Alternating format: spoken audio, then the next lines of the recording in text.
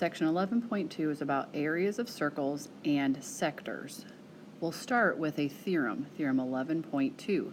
The area of a circle, as you know, is pi r squared. So pi times the square of the radius. So if you're given the diameter, you're going to have to divide by 2 for the radius. The next theorem is 11.3, which is the area of a sector.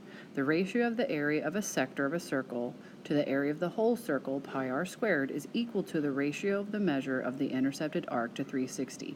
Just like when we did the length of arcs in the last section, I find this theorem especially confusing.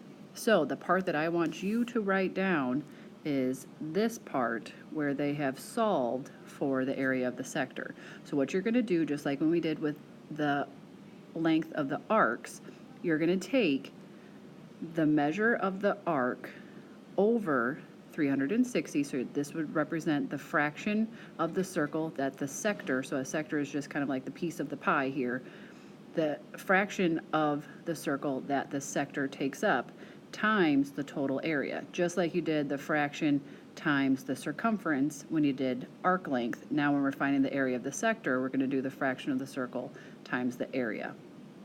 Example number 1 wants us to find the indicated measure.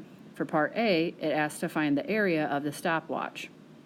It gives us that R is 1 5/8 inches. So what we'll use is the area formula, which is A equals pi r squared, and we'll put 1 5/8 in for R. The hardest part about this problem will be squaring a mixed number like 1 5/8. But remember, you can always just use the ABC key on your calculator. Also, pay attention to the instructions that are given in your homework on whether to leave your answer in terms of pi or to give a decimal approximation. Let's just give a decimal approximation using the pi key. Making sure I follow the order of operations, I squared the 1 5/8 first and then multiplied by pi, and I got A is approximately 8.3, and it would be inches squared. Area is a squared unit, so it would be inches squared for our answer. For part B, it wants us to find the diameter of that padlock. It gives us that the area is 28.3 square centimeters. So we have to first find the radius and then double it for the diameter. So let's start off with our area formula, which is A equals pi r squared. I'm going to substitute in the 28.3 in for A, our given information. First thing I'm going to do is divide by pi, because I'm trying to get r by itself. So I'd have 28.3 divided by pi. I'm going to keep this as exact as I can until the very end. So to find r, I would take the square root. So in my calculator, I'm going to take the square root of 28.3 divided by pi to find r. It's going to give me an approximation, so r would be about 3.0, which would mean the diameter is about 6.0, and our label would be centimeters, since our area was originally centimeters squared. Example number 2 says find the areas of the sectors formed by angle HJK. So we have 2 sectors to consider here. We have the smaller one that has 100 degrees as its central angle, and the bigger one here that is made up by this arc HLK. So let's start with the smaller one. Remember, the area of that sector would be the fraction of the circle that the sector makes up. So in this case, it would be 100 over the total 360 times the area. So keep in mind the area would be found by doing pi r squared. We were given that the radius is 12, so we're going to square the 12 and then multiply by pi. So I'm going to keep this as exact as I can until the very end. So I'm going to keep it as 144 pi, and that's what I'll put into my formula for the area of the sector. So I'll just put this in my calculator. So I would type in 100 divided by 360 times 144 times pi using the pi key. Doing so, I got about 125.7. And we were not given any units here, but if we did, it would be squared units. To find the area of the big sector from here to here, we'll do the fraction of the circle that this takes up. So if this is 100, this would be 260. And then we'll divide by 360 like we did before and still multiply by the same area. So it would be the area would be equal to 260 over 360 times the 144 pi that we had from before. Again, just type it into your calculator and get a decimal approximation to get about 326.7. And again, if we were given a unit, it would be squared units.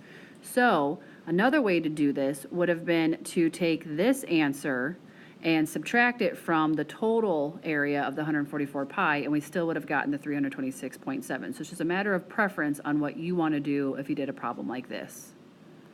For example number 3, we're going to work backwards. It says find the area of circle S. So this time they tell us that the area of this sector is 48 square feet. So we're going to work backwards to figure out what the total area would have been. So remember, the area of the shaded sector would be equal to the fraction, so 120 over the total 360, times the area. So we're going to work backwards to solve for that area.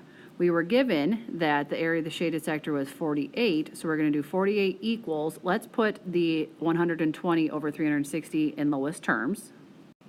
120 is 1/3 of 360, so I'd have 48 equals 1/3 times A.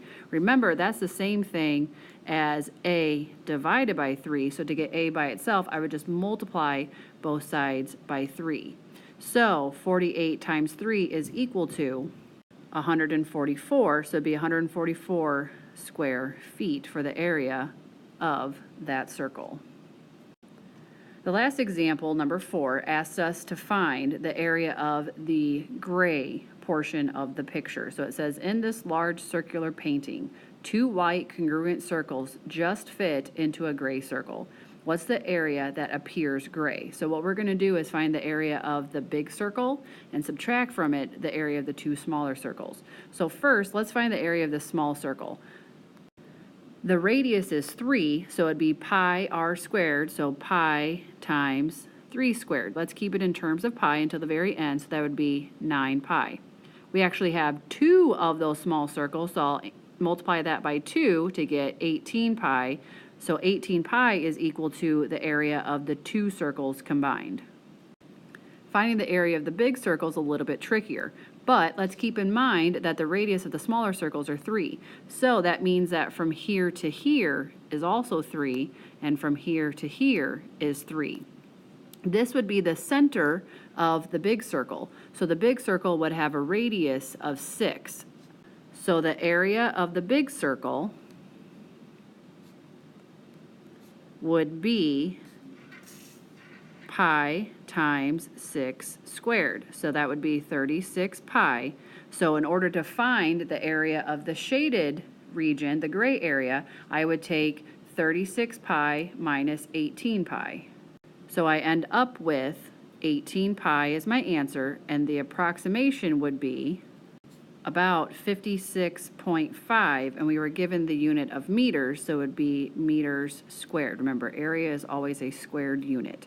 That's it for this section. Make sure you jot down anything you didn't understand that we can cover in class, and we'll see you then.